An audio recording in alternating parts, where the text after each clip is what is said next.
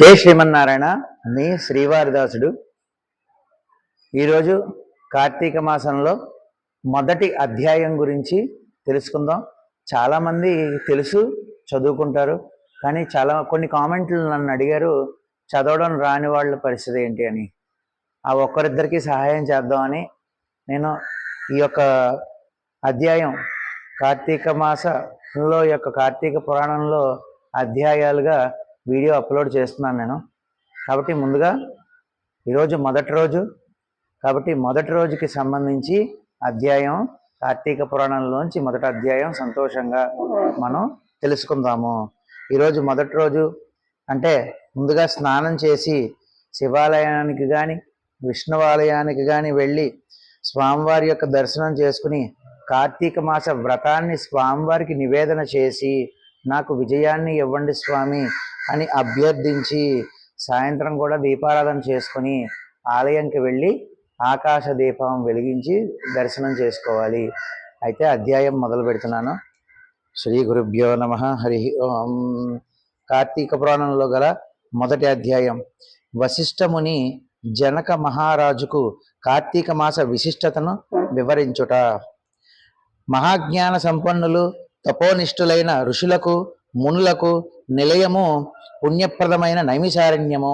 భారతదేశమునందున్న ఈ నైమిషారణ్యము రకరకములైన పళ్ళు, కాయలు, పువ్వులతో నిండి ఉన్న వృక్షాలు, చెట్లు, లతలతో అలంకారంగా ఉంటుంది. ఆ అరణ్యంలో నివసించే చిలుకలు, గోరువంకలు, చక్రవాకములు, హంసలు, మయూరాలు వాటి విన్యాసాలతో మనసుకి ఎంతో ఆహ్లాదాన్ని కలిగిస్తుంటాయి. దానికి తోడు సహజ వైరం కలిగిన పశు పక్ష్యాది మృగాలు కూడా తమ సహజ వైరాన్ని వదిలిపెట్టి పరస్పరం స్నేహ ధారాలతో కలిసి మెలిసి తిరుగాడుతూ ఉంటాయి. అవడానికి అరణ్యమే అయిన యజ్ఞ యాగాది క్రతువులతోనూ పురాణ ఇతిహాస ప్రవచనాలతోనూ వేదాంగాది చర్చలతోనూ నిండి పరమ పవిత్రమై భూలోకంలోని స్వర్గమేమో అనిపిస్తుంది. అంతటి మహోన్నతమైన ఋషివాటికలో సుప్రసిద్ధుడైన వాడు సూత మహర్షి. సూత మహర్షి వేదాంగ విజ్ఞాన ఘనుడు, పురాణేతిహాసన ప్రవచన చక్రవర్తి, ప్రవచనకర్త, భూత భవిష్య వర్తమానాలను తెలిసిన మహాజ్ఞాని. తనకు గల మధుర మంజుల వచో సామర్థ్యంతో వేద ధర్మాలను, వేద విజ్ఞానాన్ని సవిస్తరంగా వివరించి చెప్పగల మహామేధావి. సాక్షాత్తు భగత్ స్వరూపుడైన ఆ మహనీయుని వలననే నైమిషారణ్యం పరమ పవిత్రమై సకల విజ్ఞాన క్షేత్రమై మానవ ధర్మ ప్రబోధకమై ప్రకాశిస్తున్నది. ఒకానొక నాడు నైమిషారణ్యంలోని ఋషులంతా సూత మహర్షి దగ్గరకు వచ్చారు. తన వద్దకు వచ్చిన మహర్షులందరినీ సూతుడు గౌరవించి కూర్చోబెట్టి అందరూ ఒకేసారి వచ్చిన కారణమేమిటి అని ప్రశ్నించారు. వచ్చిన వారిలో ఒకడైన ఋషులందరికీ నాయకుడైన సౌనకుడు సూత మహర్షికి నమస్కరించి, మీ కారణంగానే మేమంతా సమస్త వేద విజ్ఞాన సంపన్నులమై కర్మ ధర్మాచరణ ప్రవర్తకులై యజ్ఞ యాగాది జప తపోనిష్ఠులమై వృద్ధి పొందుతున్నాము. మీ చేత కార్తీక మాస మాహాత్మ్యమును చెప్పించుకుని వినాలని వచ్చాము. కార్తీక మాసము హరిహరులిద్దరికీ పరమ ప్రీతికరమైనది. ఈ మాసములో 30 రోజులు పరమ పవిత్రమైన పర్వదినాలే. ఈ మాసంలో చేసిన స్నాన జప తప దానాలకు అపారమైన ఫలసిద్ధి లభిస్తుందని విన్నాము. అంతటి విశిష్టమైన కార్తీక మాస వైభవాన్నంతటిని సమస్త విశేషాలతో సవివరంగా వినిపించి మమ్మల్ని కృతార్థులను చేయవలసింది అని సవినయంగా ప్రార్థించాడు. సూతుడు, ముని జన శ్రేష్ఠులారా, మీ కోరిక పరమ ఆమోదకరము. మీరన్నట్లే కార్తీక మాసము అత్యంత పుణ్యప్రదమైనది. ఈ మాసం కేవలం హరిహరులకు మాత్రమే కాదు, సమస్త దేవతలకు ప్రీతిపాత్రమైనది. ప్రతి మాసంలో ఏదో ఒక రోజు పర్వదినం ఉంటుంది. కానీ ఈ కార్తీక మాసంలో నెల రోజులు పర్వదినాలే. ఈ మాసం ధర్మ కార్యాచరణలకు, నియమ నిష్టలకు నిలయము. ఈ కార్తీక మాస మాహత్యము విన్నవారికి పుణ్యగతులు లభిస్తాయి. ఈ మాసంలో కర్మసాక్షి అయిన సూర్య భగవానుడు తులారాశిలో సంచరిస్తుంటాడు. కనుకనే ఈ మాసంలో చేసిన పూజలు, వ్రతాలు, దానాలు, ధర్మాలు, దీపారాధనలు, నక్తములు, ఉపవాసములు, పురాణ శ్రవణములు అనేక జన్మలలో చేసిన పాపాలను పరిహరింపచేసి పుణ్యగతులను ప్రసాదిస్తాయి. ఆభీష్ట సిద్ధి లభించి జీవితం సుఖమయమై సాగిపోతూ ఉంటుంది. ఇహ పరాలలో ఉత్తములై వర్ధిల్లుతారు. మానవ శ్రేయోభిలాషులై తరించే మీకు ఈ పురాణాన్ని వినిపించడం వలన నేను ఉత్తమ గతిని పొందుతాను అన్నాడు.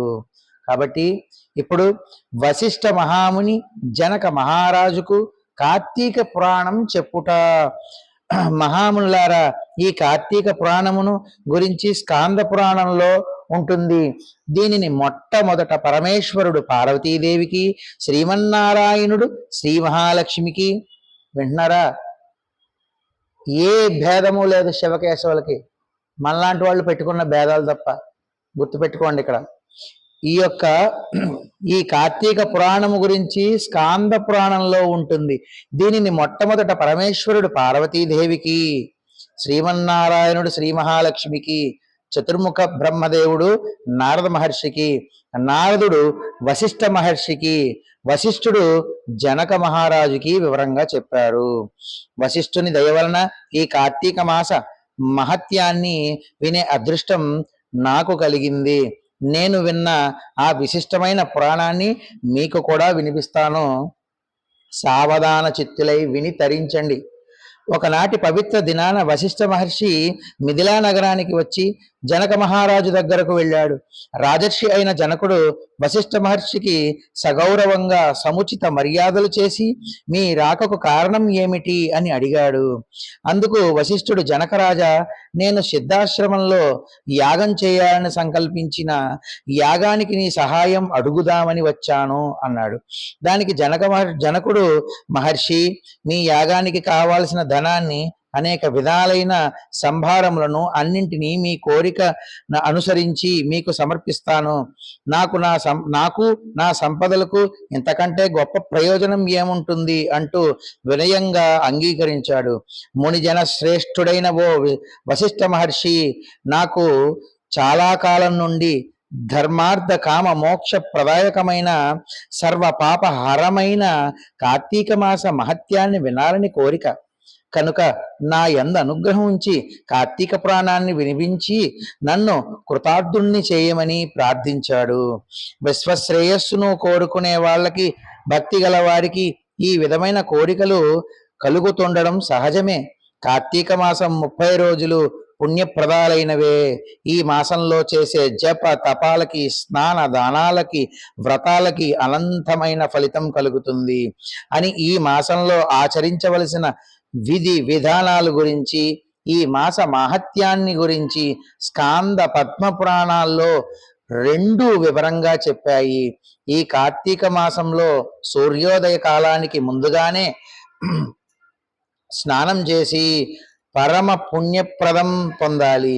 ఈ మాసంలో గంగానది సమస్త నదీ జలాలలోనూ, కాలువలలోనూ, చెరువులు మొదలైన జలాశయాలలోనూ అన్నిటిలోనూ అంతర్లీనంగా ప్రవహిస్తూ ఉంటుంది. స్నానంతో పవిత్రులయ్యి పుణ్యప్రదమైన శరీరంతో చేసే దాన ధర్మాలు అనంతమైన ఫలితాన్ని ఇస్తాయి. ఈ మాసంలో చేసే పితృకార్యాలు, పితృకర్మలు 7 తరాల వరకు పుణ్యగతులను కలిగిస్తాయి.